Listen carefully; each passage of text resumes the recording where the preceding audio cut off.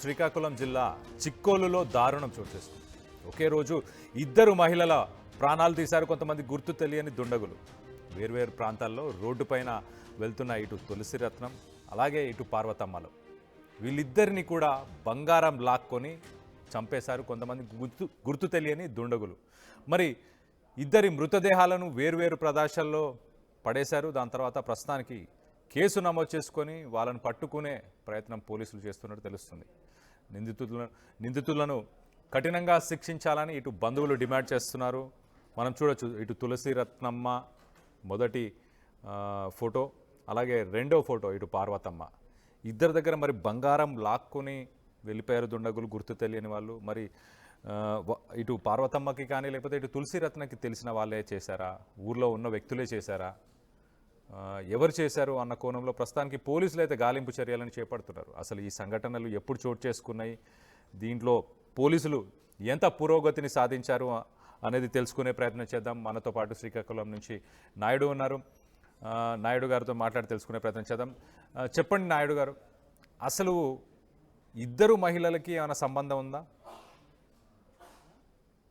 కళ్యాణ్, చూస్తే కనుక ఈ నెల 4వ తేదీన ఇటు మురపాక గ్రామానికి చెందినటువంటి పార్వతమ్మ సమీపంలోని పొలాల్లోని నేలబావిలో అంటే శవై తేలడం, మరోవైపు ఏదైతే కేశవరావుపురం గ్రామానికి సమీపంలో 16వ నెంబర్ జాతీయ రహదారిపై తులసిరత్నం మృతదేహం అక్కడ పడి ఉండవు. ఈ రెండు పరిణామాలు కూడా అప్పట్లో ఒక్కసారిగా ఉలిక్కిపాటు గురిచేశాయి.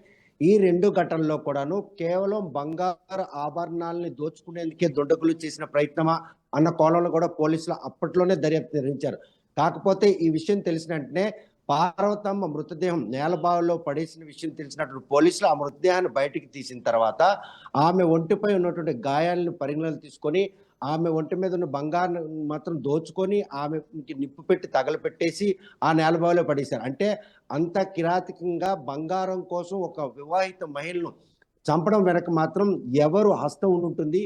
గ్రామస్తుల, లేకపోతే ఆమె బంగారం కోసం బంధువులు ఎవరైనా పశువులు కాపరిగా వెళ్ళినటువంటి ఆవిడ 2వ తేదీ రాత్రి తిరిగి ఇంటికి రాకపోవడంతో 3వ తేదీ అంతా కూడాను ఆ బంధువులు గాలించారు. 3వ తేదీ సాయంత్రానికి మాత్రం పోలీసుల సమాచారంతో పోలీసులు, గ్రామస్తులు, బంధువులు కలిసి గాలింపు చర్యలో భాగంగానే పార్వతమ్మ మృతదేహం అక్కడ లభించింది. ప్రాథమిక దర్యాప్తులో మాత్రం కేవలం పార్వతమ్మని బంగారం కోసమే హత్య చేశారని, కాకపోతే ఇప్పటి వరకు కూడాను ఆమెను హత్య చేసినటువంటి నిందితులు పట్టుకోవడంలో మాత్రం పోలీసులు చేస్తున్న ప్రయత్నం ఎక్కడ కూడా ఫలించట్లేదు అనడానికి ఎటువంటి క్లూ కూడా వారికి లభించకపోవడం ఒక కారణంగా చెప్పుకోవచ్చు. మరోవైపు చూస్తే అదే రోజున తులసిరత్నం విషయంలో కూడా ఇదే పరిణామాలు చోటు చేసుకుంది. 3వ తేదీ సాయంత్రం 5 గంటలప్పుడు హాస్పిటల్కి వెళ్ళొస్తానని చెప్పి బంధువులకు చెప్పి వెళ్ళినటువంటి తులసిరత్నం సాయంత్రం 8 అయినా కూడా ఇంటికి రాకపోవడంతో పోలీసులు ఆశించారు.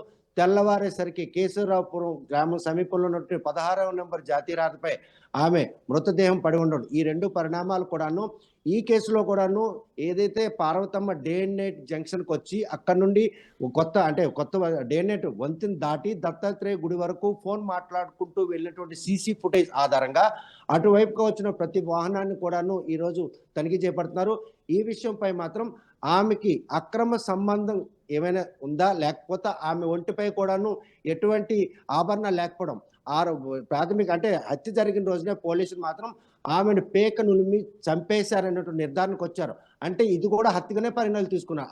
ఈ రెండు హత్యల విషయంలో మాత్రం 14 రోజులు కావస్తున్న నిందితులు పట్టుకునేందుకు మాత్రం ఎటువంటి క్లూ లభించకపోవడమే పోలీసులకు మాత్రం శిరోభారంగా మారింది. మొత్తం 3 బృందాలుగా విడిపోయి ఈరోజు మాత్రం ఆ హంతకుల కోసం మాత్రం గాలింపు చర్యలు చేపడుతున్నారు. ఏదైతే తులసిరత్నం ఉందో తులసిరత్నం విషయంలో వారు మాత్రం ఆమదాలవలస మండలం కొత్తవలస గ్రామానికి చెందిన వారు. స్థానిక పట్టణంలోని ఏఎస్ఎన్ కాలనీలో 14 ఏళ్ళుగా ఇక్కడ ఆవాసం ఉంటున్నారు. ఆమె భర్త అనారోగ్యం కారణంగా పిల్లలిద్దరూ చదువుకుంటున్నారు. ఆమెతో ఎవరైనా కూడా అక్రమ సంబంధాల నేపథ్యమే ఈ రోజు ఆమె హత్యకు కారణం అన్న కోణంలో కూడా పోలీసులు మాత్రం లోతుగా దర్యాప్తు నిర్వహిస్తున్నారు.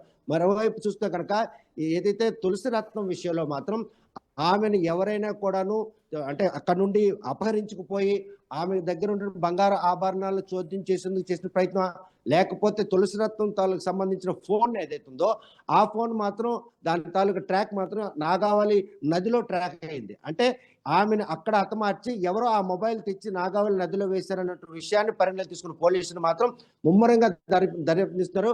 ఈ విషయంలో మాత్రం అక్రమ సంబంధమే ఈ రోజు తులసిరత్నం హత్యకు మాత్రం ప్రధాన కారణం అన్నటువంటి నిర్ధారణకు వచ్చిన పోలీసులు బృందాలుగా విడిపోయి ఈ 2 హత్య కేసులను ఛేదించేందుకు మాత్రం 14 రోజులుగా గాలింపు చేపడుతున్నారు.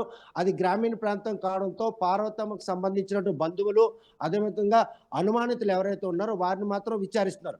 ఇటువైపు వచ్చేసరికి తులసిరత్నం విషయంలోకి వచ్చేసరికి మాత్రం ఎవరు ఆమెకి విరోధులు ఉన్నారా, లేకపోతే ఆమె ఎవరితోనైనా అక్రమ సంబంధం పెట్టుకునే నేపథ్యంలో ఆయనతో పాటు వెళ్ళి ఈ రోజు ఇలా హత్యకు గురి కాబడిందా అన్నటువంటి ప్రశ్నలు తలెత్తున్నాయి.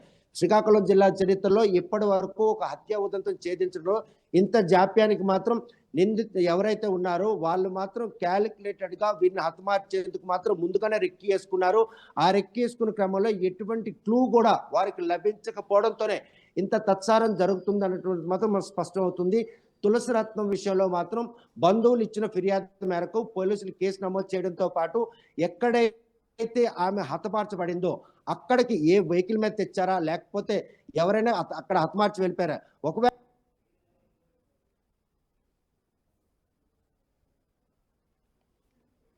అంటే జాతీయ రహదారి దగ్గర ఆమె మృతదేహాన్ని పడేసి ఇక్కడ నాగావళి నదిలో ఆ మొబైల్ అక్కడ వేయడం, అంటే అక్కడ అనుమానాలు తలెత్తా, అంటే ఎవరితోనూ ఆమె అక్కడికి వెళ్ళడం జరిగింది. వెళ్ళిన కారణంగానే నమ్మించి మాత్రం ఆమె గొంతులను చంపేశారని నిర్ధారణకు వచ్చిన పోలీసులు హంతకుల కోసం మాత్రం ముమ్మరంగా గాలింపు చేశారు.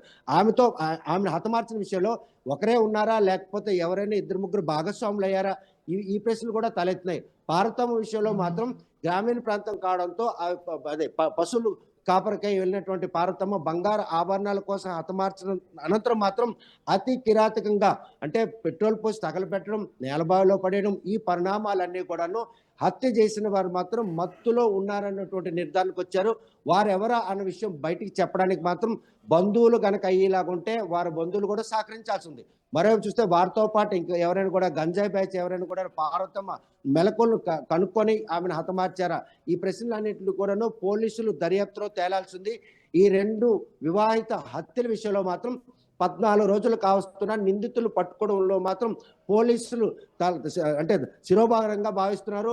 ఇటువంటి ఉదంతంలో మాత్రం పోలీసులకు ఒక టాస్కే హంతకులు విసిరారంలో ఎటువంటి అతిశక్తి లేదు. ఈ 2 హత్య ఉదంతాలు ఛేదించేందుకు మాత్రం నాయుడు జనరల్గా ఇటు సీసీటీవీకి సంబంధించిన వీడియోలు ఇన్స్టాగ్రామ్లో, సోషల్ మీడియాలో ఎప్పుడు వైరల్ అవుతూనే ఉంటాయి. చైన్లు లాక్కెళ్ళిపోవడం బైక్ మీద వచ్చి, లేకపోతే ఇలాంటివన్నీ. సో వాళ్ళు బంగారాన్ని టార్గెట్ చేసిన వాళ్ళైతే ఓన్లీ బంగారాన్ని తీసుకొని వెళ్ళిపోతారు. ఇక్కడ ఇద్దరిని హత్య చేశారు. అయితే ఐదర్ చనిపోయిన వాళ్ళు వాళ్ళ బంగారం ఎవరు తీసుకున్నారో వాళ్ళని గుర్తుపడతారు కాబట్టి ఆ విషయం బయటికి వెళ్తుందన్న ఉద్దేశంతోనే ఇలాంటివి చేసి ఉండొచ్చా? అదే కోణంలో పోలీసులు ఏమంటున్నారు మరి దీనికి సంబంధించి? పోలీసులు అయితే ఈ 2 హత్య ఉదంతాలు మాత్రం ఒక టాస్క్ తీసుకున్నాయి. ఎందుకంటే పార్వతమ్మ మాత్రం గ్రామీణ ప్రాంతానికి చెందినటువంటి మహిళ. ఆమె ఎవరు కూడాను ప్రతికించే పరిస్థితి వయోవృ అంటే సుమారు 60 ఏళ్ళు కూడా ఉంటాయి. కేవలం అక్కడ బంగారు ఆభరణాలు కనుక తీసుకున్న అనంతరం ఇవి విక్రయించే క్రమంలో కనుక పట్టుబడినట్టయితే ఐడెంటిటీ పీరియడ్ లో కూడాను ఆమె కనుక వారిని గుర్తుపట్టినట్టయితే ఎట్టి పరిస్థితుల్లోనూ మేము శిక్షార్హులు అవుతున్న ఉద్దేశంతోనే ఆమెను హత్య చేసి అక్కడ ఎటువంటి క్లూ కూడా దొరకకుండా పోలీసులకు మాత్రం ఈరోజు ఒక టాస్క్ విసిరని చెప్పుకోవచ్చు. మరోవైపు అయితే తులసిరత్నం విషయంలో మాత్రం ఈరోజు బంగారు ఆభరణాలు కోసమా, లేకపోతే ఆమె మొబైల్ నాగావళి నదిలో పడివేసినటువంటి విషయాన్ని సీరియస్ గా తీసుకున్న పోలీసులు బంగారు ఆభరణాల కోసం హతమార్చాలనుకుంటే మొబైల్ ఫోన్ ఆ పరిసర ప్రాంతాల్లో ఎక్కడే పడేయాలి. కాకపోతే ఎక్కడ అంటే కేశవదాసపురం నుండి ఇక్కడ ఏదైతే పోలాగ్రహం వరకు నాగవల్లి నది వంతెన ఉంది, ఆ వంతెన దగ్గర విసిరా, అంటే ఆమెతో అక్రమ సంబంధం నేపథ్యంలోనే ఆమెను హతమార్చిన తర్వాత ఆమె ఒంటిపై ఉన్నట్టు బంగారాన్ని దోచుకోవడంతో పాటు ఆమెను హతమార్చడం జరిగింది. ఈ 2 విషయాల్లో కూడాను హంతకులు మాత్రం క్యాలిక్యులేటెడ్ గా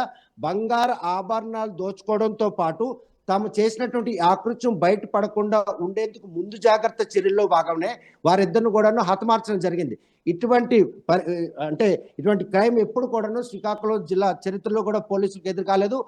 వీరిద్దరి విషయంలో మాత్రం బంగారం ధర పెరగడం, పార్వతమ్మను చంపే విషయంలో మాత్రం ఈ రోజు ఆమెను హతమార్చినటువంటి కిరాతకులు మాత్రం ఆమె వృద్ధురాలైంది, బంగారు ఆభరణాలు దోచుకున్న అనంతరం ఆమెని కిరోసిన్ పోసి తగలపెట్టడం, అదేవిధంగా నేలబావిలో పెట్టడం, ఈ పరిణామాలన్నీ కూడా మాత్రం ఈ రోజు వాళ్ళు మత్తులో చూగి ఈ రోజు ఆమెను హతమార్చారా అనే ప్రశ్న కూడా తలెత్తుంది.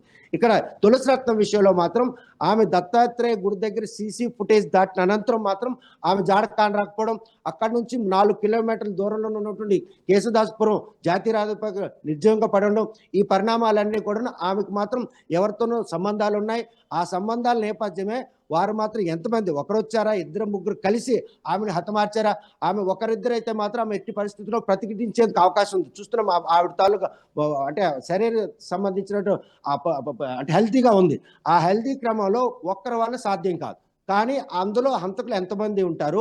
హంతకులు హత్య చేసిన తర్వాత హైవే పక్కన అప్రోచ్ రోడ్లో పడేసి అక్కడ నుండి మొబైల్ తస్కరించి నాగావళిలో వేసినటువంటి విషయాన్ని మాత్రం గమనించిన పోలీసులు ఆ దిశగా వెళ్ళే సీసీ ఫుటేజ్లు అన్ని కూడాను పరిణాలు తీసుకొని ఆ సీసీ ఫుటేజ్ల ఆధారంగా ఆమెను ఎవరు లిఫ్ట్ ఇచ్చారో లేకపోతే ఆమెను అక్కడ నుండి ఎవరైనా అపహరించిపోయారా, ఇవన్నీ కూడాను పరిణాలు తీసుకుంటారు. ప్రస్తుతం మాత్రం ఈ ఇద్దరు మహిళల హత్య ఉదంతాల విషయంలో మాత్రం దర్యాప్తు ముమ్మరం చేస్తున్నాయి. ఎటువంటి క్లూ లభించకపోవడంతోనే పోలీసులకు మాత్రం శిరోభారంగా మారిందని చెప్పుకోవచ్చు. ప్రస్తుతం ఈ హత్య ఉదంతాలు మాత్రం జిల్లాలో కేవలం బంగారు ఆభరణాలకి, అదేవిధంగా ఇల్లీగల్ కాంట్రాక్ట్స్, ఈ పరిణామాలు కూడాను ఈ 2 హత్య ఉదంతాల్లో ప్రధాన భూమి పోషించాలని మాత్రం పోలీసులు నిర్ధారణకు వచ్చారు. వారిని వెతికేందుకు మాత్రం జల్లెడ పడుతున్నారు. ఇటువంటి హత్యలు పునరావృతం కాకుండా ఉండేందుకు మహిళలు కూడాను వారు బంగారం వేసుకొని బయటికి వెళ్ళొద్దని ఒక సూచన కూడాను హంతకులు ఇచ్చారని మనం అనుకోవచ్చు. ఎందుకంటే గ్రామీణ ప్రాంతం నుండి పార్వతమ్మ వాళ్ళ పాతకాలంలో మహిళ కావడంతో ముక్కు కొమ్ములు, అదేవిధంగా చెవులకు కూడాను కొమ్ములు ఉంటాయి. వాటిని ఆ ఆభరణాలు తస్కరించేందుకు చేసిన ప్రయత్నంలో ఆమెను హతమార్చాల్సిన పని లేదు. ఎందుకంటే ఎవరిని ప్రతిఘటించే పరిస్థితి లేదు. ఆమెను అంటే ఒక కర్రతో కొట్టే, లెంపక కొట్టేనా కూడాను ఆ ఆభరణాలు అపహరించుకోవచ్చు. కానీ ఆవిడ హత్య చేయాలన్నటువంటి ఇన్సెంటివ్ వాళ్ళకి ఎందుకు వచ్చింది, అది మాత్రం ప్రశ్నార్థం తీసుకున్నారు. పోలీసులు మాత్రం ఈ 2 హత్య ఉదంతాలు చేసేందుకు మాత్రం 3 బృందాలుగా విడిపోయి జల్లెడ పడుతున్నారు అనడంలో ఎటువంటి అతిశక్తి. Local to global news at your finger tips. మీ చేతిలో ఒక ఆయుధం. Download raw TV app. Media legend Ravi Prakash is back.